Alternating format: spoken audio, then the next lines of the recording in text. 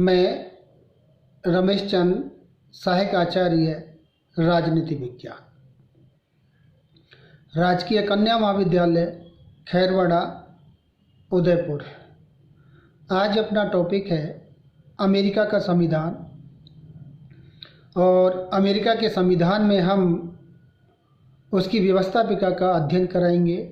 ये topic BA second year paper first का है। जैसा कि आप सभी जानते हैं कि अमेरिका में द्विसदनीय व्यवस्थापिका को अपनाया गया है। निम्न सदन प्रतिनिधि सदन है और उच्च सदन सीनेट है। अमेरिका में उच्च सदन को शक्तिशाली बनाया गया है, लेकिन स्विट्जरलैंड में दोनों सदनों को बराबर के अधिकार क्षेत्र प्राप्त हैं। अब हम इसके अंतर्गत सीनेट का अध्ययन करेंगे, जो उच्च सदन है, क्योंकि अमेरिका में व्यवस्थापिका को कांग्रेस के नाम से जाना जाता है, और कांग्रेस का जो उच्च सदन है सीनेट, उसके गठन के बारे में हम चर्चा करेंगे। इस सदन में समानता के सिद्धांत के आधार पर 2 सदस्य सीनेट के लिए निर्वाचित किए जाते हैं। यद्यपि स्विट्जरलैंड में भी समानता के सिद्धांत को अपनाया गया है। वर्तमान समय में अमेरिका में 50 राज्य हैं और सीनेट के सदस्यों की संख्या 100 है, जबकि प्रारंभ में 13 राज्य थे और सदस्यों की संख्या 26 थी। इन सदस्यों का चुनाव जनता के द्वारा प्रत्यक्ष रूप से किया जाता है। सीनेट का कार्यकाल 6 वर्ष है। यह एक स्थायी सदन है, फिर भी प्रति 2 वर्ष बाद 1/3 सदस्य स्थान रिक्त करते रहते हैं। पुनः चुनाव लड़ने पर कोई प्रतिबंध नहीं है। उपराष्ट्रपति इसका पदेन सभापति होता है। अब हम सीनेट की शक्तियों का अध्ययन करेंगे। सीनेट की पहली शक्ति है कानून निर्माण संबंधी शक्ति। कानून निर्माण के क्षेत्र में सीनेट अपना महत्वपूर्ण स्थान रखती है, और संविधान संशोधन विधेयक सबसे पहले किसी भी सदन में रखा जा सकता है, लेकिन महत्वपूर्ण साधारण विधेयक सबसे पहले निम्न सदन में रखे जाते हैं। दोनों सदनों की स्वीकृति के बाद विधेयक कानून में परिणत हो जाता है।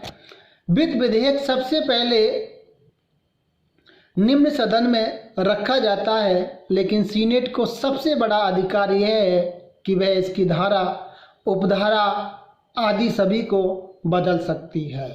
यदि वह अनुचित समझती है तो ऐसे अनेक उदाहरण हैं जब सीनेट ने केवल शीर्षक को छोड़कर पूरे विधेयक को ही बदल दिया।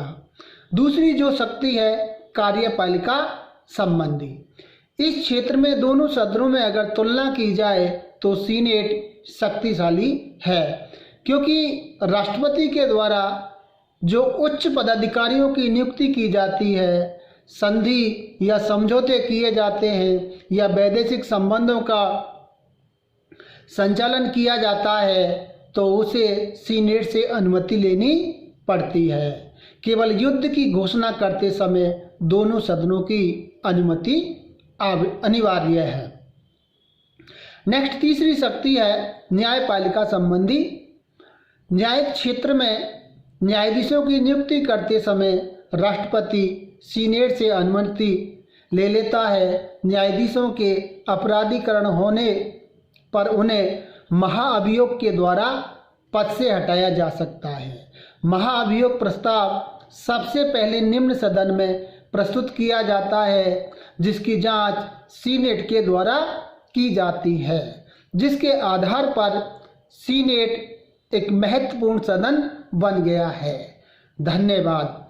अब इसी के अंदर एक प्रश्न बनता है कि सीनेट के शक्तिशाली होने के कारण, या इसके हम कह सकते हैं कि महत्व के कारण, तो इसमें जो पहला जो कारण है कि संविधान निर्माताओं का उद्देश्य जो था शक्ति पृथक्करण सिद्धांत के द्वारा और नियंत्रण एवं संतुलन की व्यवस्था को अपनाया गया, जिसका परिणाम यह हुआ कि सीनेट अधिक शक्तिशाली हो गई है। असाधारण शक्तियों का प्रयोग, जैसा कि हम देखते हैं कि इसके पास जो असाधारण जो शक्तियाँ हैं, राष्ट्रपति के द्वारा जितनी भी जो नियुक्तियाँ की जाती है, वैदेशिक संबंधों का संचालन किया जाता है या संधि या समझौते किए जाते हैं, उनके ऊपर हम कह सकते हैं कि सीनेट का अनुसमर्थन या समर्थन की आवश्यकता पड़ती है। केवल युद्ध को छोड़ करके ना, हम कह सकते हैं कि अन्य क्षेत्र में सीनेट एक शक्तिशाली सदन बन गया है। नेक्स्ट जो इसकी शक्तिशाली होने का जो कारण दिया जाता है, सदस्यों का प्रत्यक्ष चुनाव, या हम कह सकते हैं कि सदस्यों का कार्यकाल अधिक होना, क्योंकि राष्ट्रपति का जो कार्यकाल है वो 4 वर्ष है और जो वहाँ पर निम्न सदन है, प्रतिनिधि सदन, उसका 2 वर्ष काल है, लेकिन सीनेट का जो कार्यकाल है वो 6 वर्ष है। सदस्यों की संख्या कम होना, ये भी हम कह सकते हैं कि एक सदन की एक शक्ति को दर्शाता है। और नेक्स्ट जो है पुनः चुनाव लड़ने की स्वतंत्रता। धन्यवाद।